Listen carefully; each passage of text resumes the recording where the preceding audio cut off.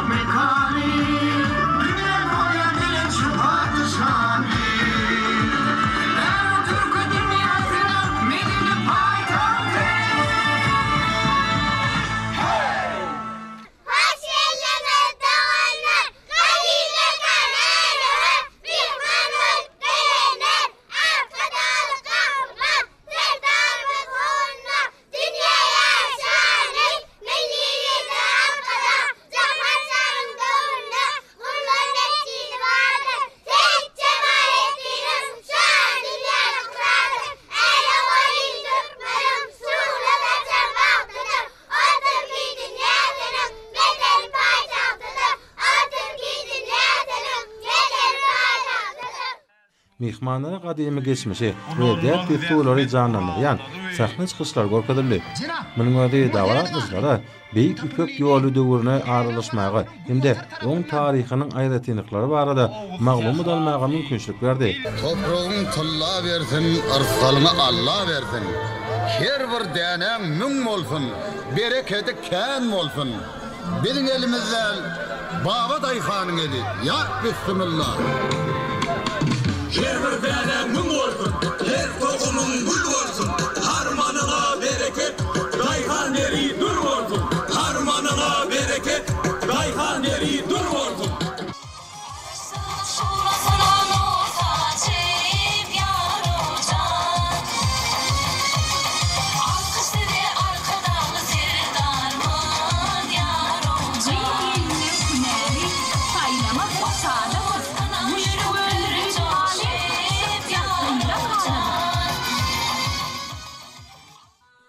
Ýurdumyň gadymy şäherleriniň ýa ikinji gedek Türkiýe dünýäsynyň medeni paýtagty ýylyp oglan edilmegi, özüniň gadymy taryhyny we baý milli medeniýetini ilmi we döredicilik intelligensiýanyň ünsüni çekmäge özgertmeler ýoluna häzirki zaman kazananlar bilen tanışdyrmagy mümkinçilik alýar. Häzirki döwürde garaşsyz baky bir tarap Türkmenistan bilen dünýä döwletleriniň hemde awraýly halkara guramalaryň arasynda halmatdaşlyk barhayat türlýär.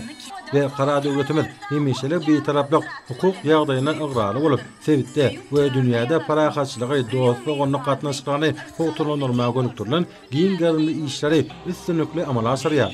Bugurda ýerdäl anyp barlayan medeni diplomatiýanyň şäherlerine dünýä döwletleri aýratynlar Türkiýe dünýäniň ýurtlary bilen medeni amsan terör gatnaşyklaryna aýratyn ähmet berýär diýip döwlet başçymyz Änäw şäheriniň 2024-nji ýylda Türkiýe dünýäsynyň medeni paýtagty ýylyp oglan edilmek münasibetli geçiriljek şäherlere bagdalyk bermek dawaratyny atmazlary iýberen gutlugyny belleýär.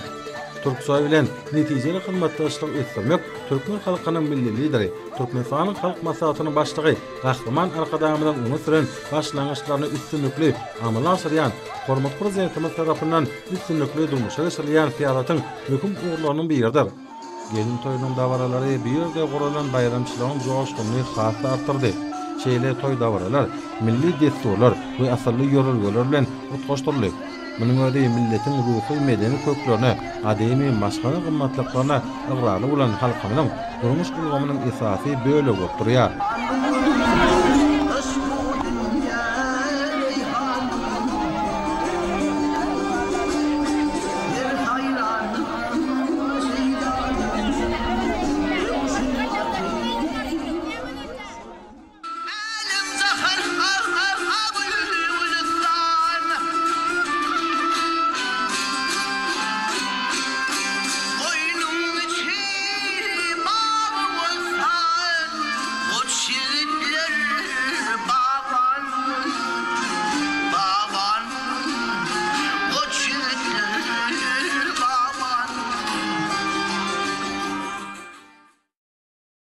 Agoýlaryň ýanlaryna gadanlar atalyp, olarda türkmen aşganatynyň milli tagamlar taýýarlandy. Halk heňleriniň bu görnüşler bilen utgoşmagy dawara öýül boşly bayramçylyk uýuşgyny çaýdy. Her bir öýüň ýanyna gornulan sekilerde denanlar milli tagamlary we süýjü nygmatlar taýýarladylar. Ekinni gelin gylar el günlerini gorkadyp milli tahyýalary tikmek, keşde çekmek, hara dokumak, keşe güllemek ýaly işler bilen meşgul boldylar. Bu görnüşler türkmen halkynyň gadymy ýörelgelerini döwrewap derejede dowam etdirilýänini gorkadýar. Dilinden dile geçip, häzirki döwre ýeten halk aýdymlarynyň obady we estrada çykyşlary sahnalanyşdyrylan däp desturlar bilen utgaşyp, ýaty gazy pursatlar döretdi. Tarihi we medeni ýadygarlyklar bahasyna ýetip bolmajak milli gymmatlyklar bolup durýar. Olar halkyň ruhy taryhy tejribelerini, türkmen döwletliginiň belli döwürlerini beýan etmek bilen ata-babalarymyzyň dünýä medeniýetine goşan her türlü goşandyna şaýatlyk edýär. Ähli toy bayramlarymyzyň biri bolan usta çapyk tuwalaryň at üstünde ýerine etiren çykyşlary aýratyn täsiri boldy. Azaýyp bedewlere atlanan ýigitler ustatlykdan gorkadylar. Hende köpçüligi durly uýuşgyny täsirleri, joşgyny duýgulary peşkeş berdiler. Bedewleriň ajaýyplygy we ýuruklygy çapyk tuwalaryň ustatlygy bilen baglaşyp, gözül görnüşi emele getirdi. Öýül göz başyny asyrlaryň jumuşyndan alyp gaýdan milli gymmatlyklaryň we däp ýurtlaryň ýökün ähmeti ýedigi belli alyklydar. Asarly ýörelgeler, halkyň köp asarlyk däpleri döwrüň ruhyna laýyklykda baýlaşdyrylýar we çeper döreljiliginiň dörli görnüşlerini öz beýany tapýar. Türkmeniň Agoý binasynyň öňündäki meýdançada suratkeşleriň şekillendiriş we amaly haşam sungatynyň ustatlarynyň türki halklaryň fotosuratçylarynyň eserleriniň sergisi ýaýlananlarly.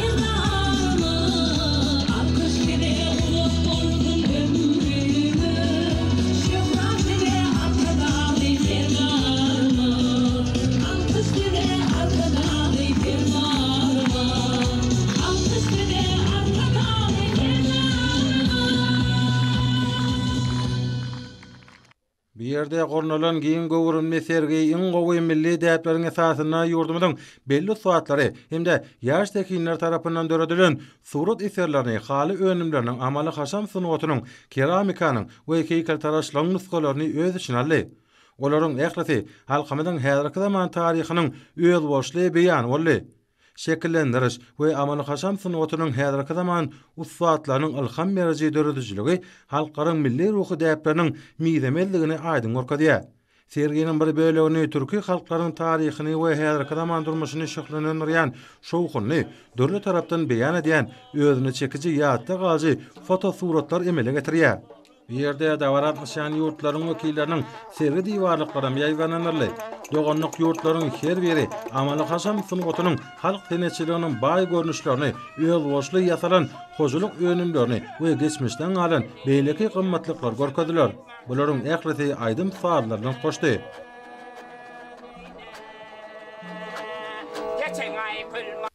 Belden şäli hormatly prezidentimiz arkadaly gahrman serdarymyz hemde türkmen halkynyň milli lideri, Türkmenistan halk maslahatynyň başlygy gahrman arkadamyz milli medeniýetiň iň gowy ýörelgelerini dowamatlygyna ulus berýär. Milletimiziň medeni mirasyny gorap saklamak, öwrenmek we baýlaşdyrmak döwlet siýasatynyň ileri tutulýan uğurdur we hormatly prezidentimiz arkadaly gahrman serdarymyz tarapyndan türkmen jemgyýetiniň kämilleşdirmegine oň ruhy we aň paýhas mümkinçiliklerini ýoklanmagy gönükdirlendir. Bugunky halkara çäre münasibetli Nowruz aýlasynyň Agoý binasynyň eýwanyna hem giň gowrumly sergi ýaýlananlarly. Bu ýerde ýerleşdirilen dörli gymmatlyklar ony sinanlarda ýakynly täsirler galardy.